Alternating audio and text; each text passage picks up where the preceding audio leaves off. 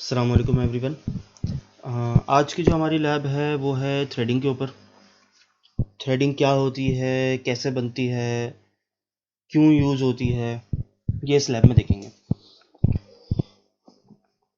अच्छा, आप लोगों ने सिंपल एक बोल्ट तो देखा होगा। बोल्ट या स्क्रू वगैरह जो भी हम डेली लाइफ में यूज़ करते हैं, जो मोस्टली चीज़ें पैक करने में या फिक्स करने के लिए यूज़ होता है। और मोस्टली कोई चीज़ हैंग करनी हो, कोई फ्रेम लगाना हो, उन चीज़ों को लगाने के लिए भी मोस्टली बोल्ट्स वगैरह यूज़ होते हैं। अच्छा, अब मैं सिंपल सी एक बात कहूँ कि मेरे पास एक बोल्ट अगर मैंने बनाना है तो उसमें मुझे कौन कौन सी बेसिक चीज़ों की नीड होगी। पहला तो ये कि उसका एक हेड हो प्रॉपर, उस हेड के ऊपर स्क्रू ड्राइवर वगैरह के लिए, मतलब स्क्रू ड्राइवर यूज़ करने के लिए ऑप्शंस हो। लाइक प्लस साइन होता है या माइनस साइन होता है। और उसके नीचे की जो शाफ्ट है वो हेड से थोड़ी छोटी हो मगर लेंथ में थोड़ी बड़ी हो। और उसके अलावा जो मेरा बॉटम एज है, जो ये छोटा लास्ट वाला जो एज होता है, ये थोड़ा सा शार्प हो। और सेकेंडली इस कर्व के ऊपर कुछ थ्रेड्स बने हों। तो इससे पहले जितनी भी लैब्स आप लोगों ने की हैं उनमें जाहिर सी बात है आपको ये हेड बनाना भी आ गया होगा। आपको ये एक लेंथ, खास लेंथ तक ये शाफ्ट बनानी भी आ गई है। यहाँ पे नीचे कर्व कैसे किया जाता है उसका फीचर भी आप लोगों को पता होगा। सारी चीज़ें मैं करके बताऊंगा मगर ये सारी चीज़ें आप लोगों को आती हैं। एक जो लास्ट चीज़ आप लोगों को नहीं फ़िलहाल पता, जो इस लैब में हम सीखेंगे, वो ये है कि इस पर थ्रेडिंग किस तरीके से की जाती है। मैं दिखा देता हूँ किस तरीके का ये दिखता है। खैर, ये थ्रेडिंग है और उसे कट करने के लिए जो ये चीज़ हम बनाएंगे, कैसे बनाएंगे, सब चीज़ें मैं बताता हूँ।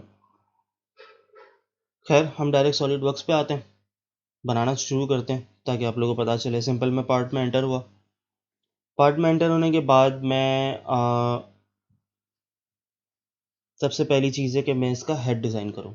अच्छा, उसके ऊपर जो प्लस साइन बनी हुई थी या जो माइनस साइन जो उमूमन जो एक स्क्रू के ऊपर बनी हुई होती है, वो मैं नहीं बना रहा अभी। मैं क्योंकि बेसिक कॉन्सेप्ट जो है वो आप लोगों का थ्रेडिंग सीखना है कि थ्रेडिंग किस तरीके से की जाती है। वो प्लस साइन माइनस साइन तो आप लोगों को आता ही होगा कि मैं वो जो भी मेरा हेड बना हुआ है मैं उस हेड के प्लेन को सेलेक्ट करके और उसका सेंटर पॉइंट लेते हुए 4 लाइंस बना लूँ या 2 लाइंस बना लूँ और उनको एक्सक्लूड कट कर लूँ जितना मैंने चाहिए हो। तो मेरा उस हिसाब से वो प्लस साइन या माइनस साइन बन जाएगी, तो कोई बड़ा इशू नहीं है। वो तो मेन चीज़ है कि थ्रेडिंग किस तरीके से की जाती है। मैं सबसे पहले अपना हेड बना लेता हूँ। मैंने एक सर्कल बनाया, 6 mm का मैं अपना एक सर्कल बना रहा हूँ। लेंथ्स वगैरह साइज़ वगैरह जो आप लोगों ने रखनी है उस हिसाब से रख लेना। मैं अपनी मर्ज़ी से एक रख रहा हूँ अभी। मैंने 6 mm की रखी है और मैं इसका जो मेरा हेड है उसकी थिकनेस में 5 mm तक चाह रहा हूँ। तो मैंने 5 mm इसकी थिकनेस रख दी है और एक सर्कल मेरे पास बन गया छोटा सा। सही है। अब मैंने जाहिर सी बात है इसी के ऊपर शाफ्ट बनानी है, तो मैं वापस एक सेंटर लाइन सेलेक्ट करूँगा। सेंटर लाइन सेलेक्ट करने के बाद मैंने ये सेंटर लाइन बीच में बना दी और मैंने अगेन एक सर्कल सेलेक्ट करके शाफ्ट बनाने के लिए जाहिर सी बात है मिड पॉइंट से एक और सर्कल सेलेक्ट करूँगा। 3 mm का मैंने अज्यूम कर लिया, अभी 3 mm का मेरे लिए काफ़ी है और मैंने डन कर दिया। अब इसी 3 mm के सर्कल को भी मैंने एक्सक्लूड करना है क्योंकि शाफ्ट बन रही है। अब मैनुअल में कुछ और हो, मैं अपने हिसाब से बना रहा हूँ। मैंने 40 mm तक रख दिया इसको। सही है, 40 mm की मैंने एक शाफ्ट भी बना दी। अभी काफ़ी हद तक मुझे एक बोल्ट दिख रहा है मगर चूंकि इसका लास्ट एंड प्लेन है तो जाहिर सी बात है प्लेन एंड मेरे किसी काम का नहीं होता, चाहे वो स्क्रू हो या बोल्ट हो। अब मैंने अगर किसी सॉलिड सरफेस के अंदर स्क्रू ड्राइवर के थ्रू ही इसे इन करना है तो मैं चाहूँगा कि इसकी जो एज होता है, जो इसका लास्ट एंड है, वो थोड़ा सा शार्प हो। अब वो शार्प करने के लिए एक फीचर आप लोगों ने पहले भी यूज़ किया है, कैम्फर। सिंपल मैं वो कैम्फर पिक करूँगा, मैं उसे उसके एज पे सेलेक्ट करूँगा। अब जब आप लोग एज पे सेलेक्ट करेंगे ना तो आपके पास कुछ इस तरीके से दिख रहा होगा, यूँ दिख रहा होगा, मतलब जो भी मेरे पास येलो लाइन्स दिख रही थी वो नहीं आ रही होंगी। तो वो येलो लाइन्स इसलिए नहीं आ रही हैं क्योंकि यहाँ पे 10 mm सेलेक्टेड है, मतलब मैं 10 mm तक का कैम्फर लगाना चाह रहा हूँ।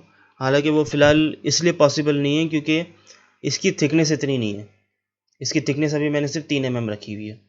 तो मैं इसलिए यहाँ से कैम्फर को 1 mm करता हूँ ताकि मुझे थोड़ा सा ही कैम्फर दिखे।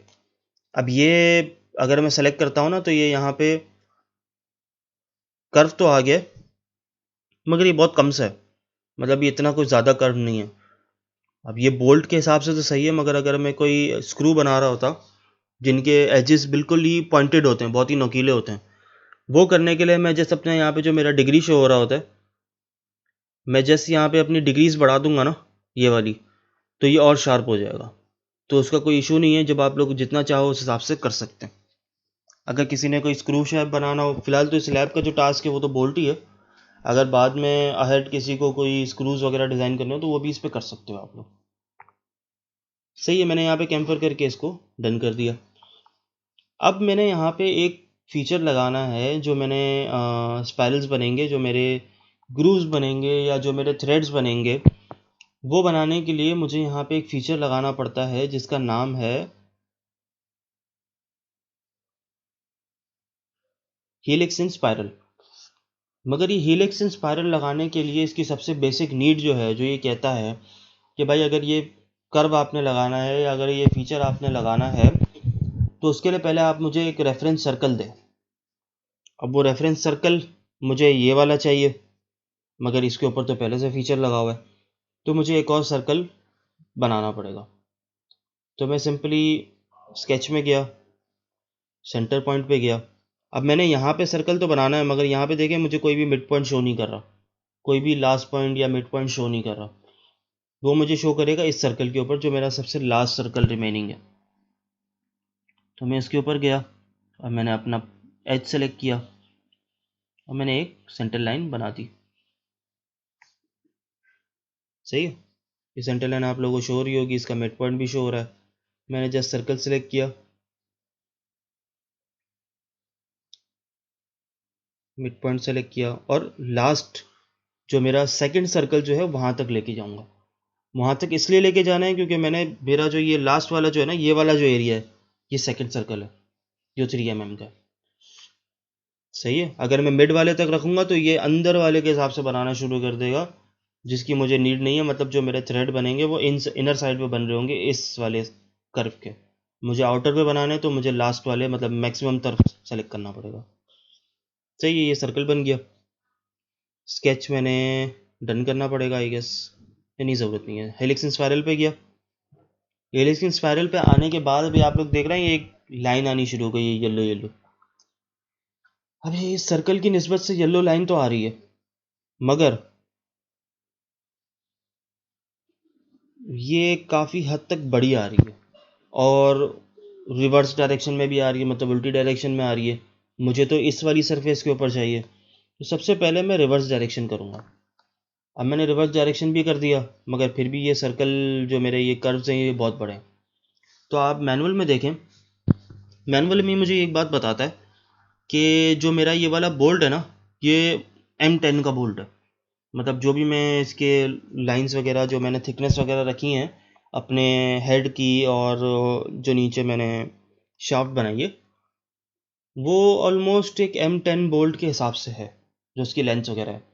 और M10 जो बोल्ट होता है ना, उसकी पिच की जो लेंथ होती है वो होती है 1.25 mm और इसकी रेवोल्यूशंस होती हैं 30। अब ये पिच और रेवोल्यूशन क्या है? पिच जो है वो ये है कि ये जो मेरा ये जो कर्व बनते हुए आ रहे हैं ना, जो थ्रेड्स बनते हुए आ रहे हैं, ये एक लाइन और सेकंड लाइन के बीच का डिस्टेंस क्या होगा। मैं सबसे पहले आपको यहाँ पे 30 रेवोल्यूशंस करके बताता हूँ। मतलब टोटल मेरे कितने ऐसे सर्कल बनेंगे। अभी देख रहे हैं ये इतने सारे सर्कल बन गए, ये गोल गोल गोल गोल गोल गोल ये कर्व बन रहे हैं। तो ये एक गोल के और दूसरे गोल के बीच में जो डिस्टेंस है वो कितना होगा। अभी वो 6 mm रखा हुआ है यहाँ पे, मगर ये कहता है कि एक M10 के बोल्ट का जो बीच का डिस्टेंस है वो 1.25 mm होता है। तो मैंने जस्ट 1.25 इसको कर दिया। अब मतलब ये है कि मेरे एक कर्व से लेके दूसरे कर्व के बीच का डिस्टेंस जो है वो 1.25 है और टोटल कर्व जो हैं वो 30 हैं। सही है, मैंने इसे भी डन कर दिया। अब ये कुछ इस तरीके के मुझे कर्व्स दिखना शुरू होगा, मगर ये कोई कट वगैरह लगे हुए नहीं है, ये सिंपल कर्व्स हैं। अगर मैं ऐसे प्रिंट भी करूँगा, कोई एक शीट पे प्रिंट करूँगा तो ये मुझे सादा सिर्फ जो मेरा पहले से डिज़ाइन बनी थी वही बना के दे देगा, ये कर्व्स वगैरह कुछ भी नहीं बने हुए होंगे। अब इस कर्व को फॉर्म में लाने के लिए मुझे क्या करना पड़ेगा? सबसे पहले मैं कोई एक साइड सेलेक्ट कर लेता हूँ। अब इस साइड को सेलेक्ट करने के बाद देख रहे हो ये जो मेरा एंड पॉइंट है ना, ये कुछ इस जगह पे आ रहा है, बिल्कुल मिड पे तो आ रहा है, मगर मुझे यहाँ पे विजिबली दिख नहीं रहा। तो मैं क्या करूँगा, मैं इसकी कुछ डायरेक्शन चेंज कर लेता हूँ। सही है, ये थोड़ा सा इसको और रिवर्स कर लेते हैं ताकि ये वाला जो मेरा एरिया है ना, ये मेरे हेड पे आ जाए।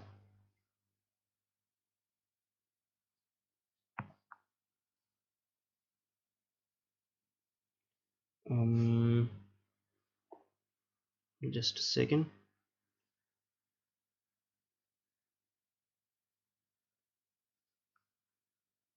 सही है। अब ये आप लोग देख रहे हैं, ये एज मेरे पास बिल्कुल कोने पे आ रहा है। अब मैं चाहूँ तो उसको नीचे की तरफ ले आऊँ, या मैं इसको थोड़ा सा और रोटेट करके ऊपर की तरफ ले जाऊँ। ये थोड़ी आसानी के लिए है, बनने को तो उस सूरत में ही बन सकता था। अच्छा, अब करना क्या है, अब एक चीज़ और इसमें इंक्लूड होती है। एक और स्केच मैं डिज़ाइन करूँगा। वो स्केच ये करेगा कि मुझे इसी सरफेस पे जो ये मेरी लाइंस बन रही हैं, इसको कट करने में हेल्प करेगा। उसको करने का क्या तरीका है कि मैं अपना अगेन एक पॉलीगॉन सेलेक्ट करूँगा। Just a second.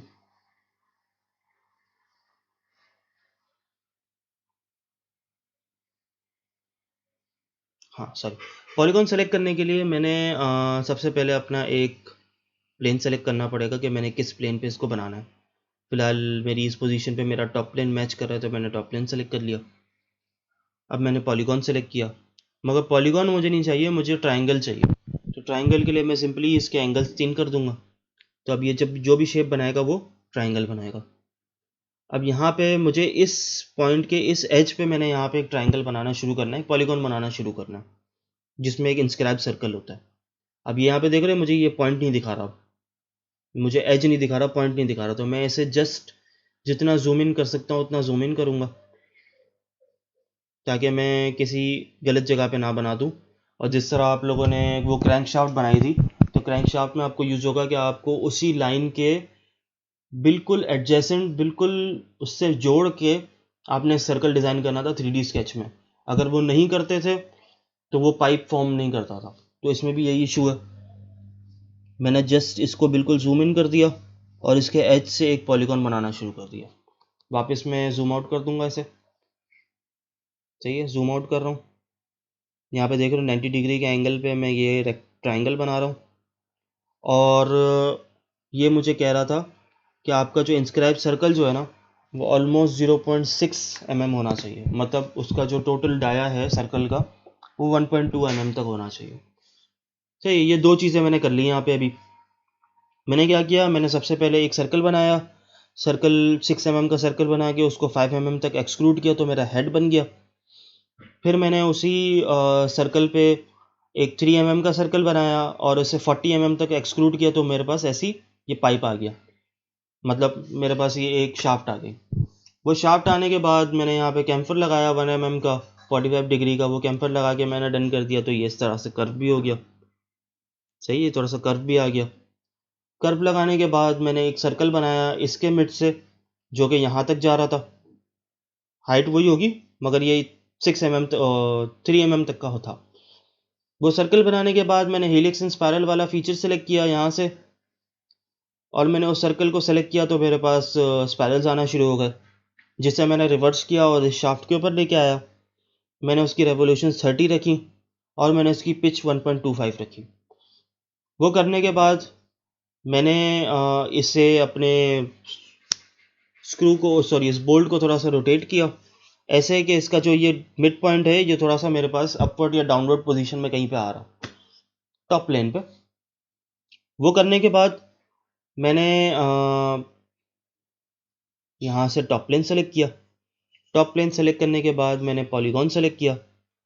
Polygon select करने के बाद मैं अपने इसी पॉइंट पे थोड़ा जूम इन कर गया। बहुत ही ज़्यादा जूम इन करने के बाद, इतना कि वो मैक्सिमाइज्ड हो जाए, मतलब उससे ज़्यादा जूम इन पॉसिबल ना हो।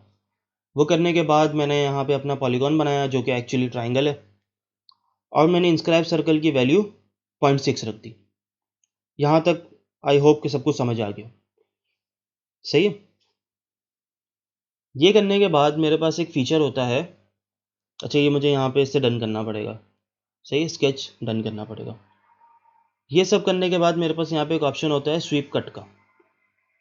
मैं सिंपली ये स्वीप कट के ऑप्शन में गया, मैंने यहाँ पे अपना ये ट्राइंगल सेलेक्ट किया, जो जो स्केच मुझे सेलेक्ट करना था। ये देख रहे हैं यहाँ पे दो चीज़ें बनी हुई हैं।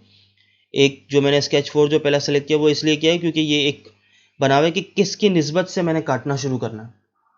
और सेकंड, ये पिंक वाला बता रहा है कि क्या काटना है, क्या काटना है और किस तरह काटना है। तो किस तरह जो काटना है वो मेरा एक्चुअली स्केच है, और क्या जो काटना है वो ये लाइन्स है। सही है, ये इस तरह से इसने येलो येलो लाइंस करके बनानी शुरू कर दी। अभी मुझे कुछ भी समझ नहीं आएगा, मगर येलो येलो लाइंस आ रही है, मतलब मेरे पास कोई ना कोई फीचर लग गया है। मैंने जस्ट इसको डन कर दिया। ये डन करने के बाद मेरे पास इजाफी ब्लू लाइंस भी आ रही है जो मुझे कुछ सही से देखने नहीं दे रही, तो मैं जस्ट यहाँ से इसको हाइड कर दूंगा। और अब आप देख सकते हैं कि यहाँ पे मेरा एक प्रॉपर बोल्ट तैयार हो गया जिसपे ग्रूव्स बनी हुई हैं और थ्रेडिंग हुई हुई है। सही है, थ्रेडिंग करने का आई होप कॉन्सेप्ट समझ में आ गया कि थ्रेडिंग करने के लिए हेलिक्स एंड स्पाइरल वाला फीचर यूज़ होता है। उस फीचर को लगाने के लिए आपके पास हमेशा एक रेफरेंस सर्कल होना चाहिए। वो सर्कल होने के बाद रेवोल्यूशंस और पिच, बहुत सारी चीज़ें होती हैं। मैं पिच एंड रेवोल्यूशन के थ्रू भी डिज़ाइन कर सकता हूँ, और यहाँ पे मैं दिखा देता हूँ क्या क्या तरीके होते हैं। मैं पिच एंड रेवोल्यूशन से भी अपनी थ्रेडिंग कर सकता हूँ, मैं हाइट एंड रेवोल्यूशन से भी कर सकता हूँ, मैं हाइट एंड पिच से भी कर सकता हूँ। बहुत सारे अलग अलग किस्म के कॉन्सेप्ट्स हैं। हमने फ़िलहाल इसमें पिच एंड रेजोल्यूशन यूज़ किया हुआ है क्योंकि ये दो चीज़ें हमें पहले से प्री डिफाइंड होती हैं। अगर मैं एक बोल्ट M10 का परचेज़ भी करता हूँ तो उसमें मुझे बाकायदा मैं गिन भी सकता हूँ कि कितनी रेवोल्यूशंस होती हैं और वो कितने डिस्टेंस पे, कितनी पिचिंग पे वो बने हुए होते हैं। द थ्रेडिंग के डिस्टेंसेस कितने पिचेस पर होते हैं। सही है, वो करने के बाद आपको एक पॉलीगॉन डिज़ाइन करना होगा। वो पॉलीगॉन ये होता है कि वो एक ट्राइंगल की फॉर्म में आपको बता रहा होता है कि किस तरह मैंने काटना है। मैं अगर वहाँ पे सर्कल बना के बनाना शुरू करूँगा तो ये थ्रेडिंग बहुत अजीब सी हो जाएगी, बिल्कुल इस तरीके की नहीं आएगी, इस फॉर्म की नहीं होगी। तो अगर मुझे बिल्कुल इसी फॉर्म की चाहिए तो मुझे वहाँ पे एक ट्राइंगल बनाना पड़ेगा, और उस ट्राइंगल की निस्बत से मैं अपने हेलिक्स को कट करूँगा, जो मैंने अभी करके दिखाया है इस कट स्वीप में। कि मैंने दो चीज़ें सेलेक्ट की थी, स्केच 4 सेलेक्ट किया था कि मैंने किसकी निस्बत से काटना, और मैंने हेलिक्स वाली जो ब्लू लाइंस जो थी वो मैंने सेलेक्ट की कि मैंने कहाँ ये काटना है, मतलब उस ट्रायंगल को मैं कहाँ से ले जाके किस एंड तक काटना चाह रहा हूँ। जिस तरह मैं अपनी क्रैंक शाफ्ट के पाइप में सेलेक्ट करता था कि मैं लास्ट एज पे बना हुआ सर्कल लेता था और वो पूरी लाइन सेलेक्ट करता था, वो तो वो इस पूरी लाइन को पाइप की फॉर्म में, मतलब उस पूरी लाइन पे एक सर्कल बनाना शुरू कर देता था और उस एंड तक बनाता था जो भी एंड उसका हो। तो यहाँ पे भी यही है, जो मेरा हीलिक्स का एंड था वहाँ तक उसने ये थ्रेड्स मुझे बना के दे दिए। सही है, आई होप यहाँ तक सबको समझ में आ गया। और ये हमारी चूँकि लास्ट लैब थी, दो लैब्स में आप लोगों को होम टास्क पे दे चुका हूँ 12th to 13th, जिसमें सारे फीचर्स जो आप लोगों ने इससे पहले अब तक सीखे हैं वो सारे परफॉर्म करने, और उन सारे फीचर्स के थ्रू वो दो टास्क आप लोगों ने बनाने हैं। लैब 10 जो है वो भी मैं बना चुका हूँ, जिसमें आप लोगों ने लॉफ्टेड बॉस बेस और लॉफ्टेड कट यूज़ किया, और स्वीप बॉस बेस जो था वो आप उससे पहले क्रैंक शाफ्ट में बना चुके हैं, और स्वीप कट मैंने अभी आपको बनाना सिखा दिया। सही, थैंक यू, अल्लाह हाफिज़।